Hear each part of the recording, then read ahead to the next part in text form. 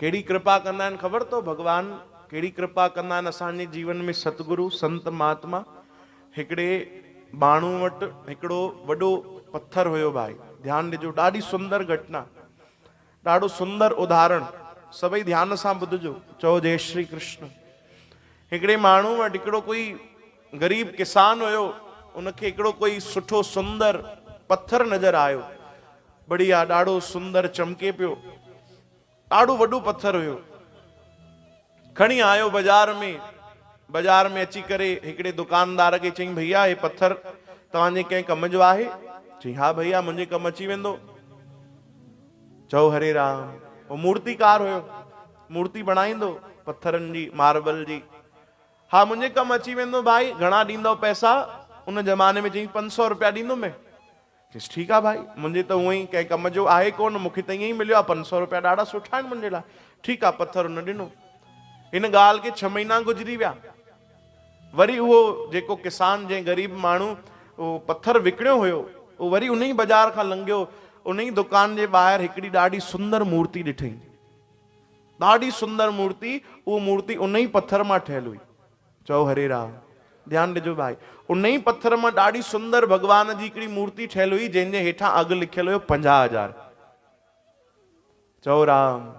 वो हैरान थी वियो, चई भैया ये तो आप गलत कर रहे हो। चीज क्यों सेठ जी, क्या हो गया? चीज नहीं, मुझे याद है 6 महीने पहले मैंने ही आपको ये पत्थर दिया था, मुखों ही तू वतो हुयो, और जॾहिं मां तोखे ॾिनो त हे त एॾो वॾो पत्थर हुयो, तू मूंखां ठगी कई आहे, 500 रुपया कुल ॾिना है मूंखे।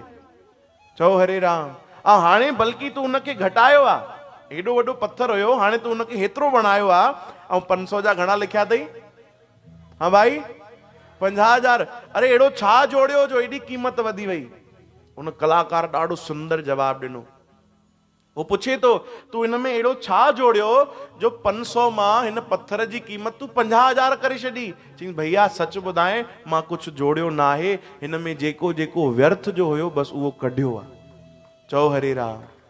जेको जेकी फालतू हुई जगह शइ, उहो मां सभु कढी आहे, त हिन जो मोल जेको आहे वधी वियो आहे। बस असां बि संतनि जे दर ते वेंदा आहियूं, पंहिंजे सतगुरुअ जी शरण में वेंदा आहियूं। अरे असां बि कोई असांजो मोल कोन्हे, पर असांखे बि जगत में उहे अनमोल कंदा आहिनि, जेकी असां में बुरायूं हूंदियूं आहिनि न, उनखे कढी करे। चओ हरे राम। जेकी व्यर्थ जी ॻाल्हियूं आहिनि, फालतू ॻाल्हियूं आहिनि असां में, उहे कढी छॾींदा आहिनि, ऐं बाज़ार में असांजो बि मोल वधाए छॾींदा आहिनि। बाज़ार कहिड़ी? हे समाज, हे जगत। चओ हरे राम। गाइंदा आहियूं न, मैं नहीं था किसी काम का, ले सहारा तेरे नाम का, बस वरना औकात क्या थी मेरी। चओ जय श्री कृष्ण।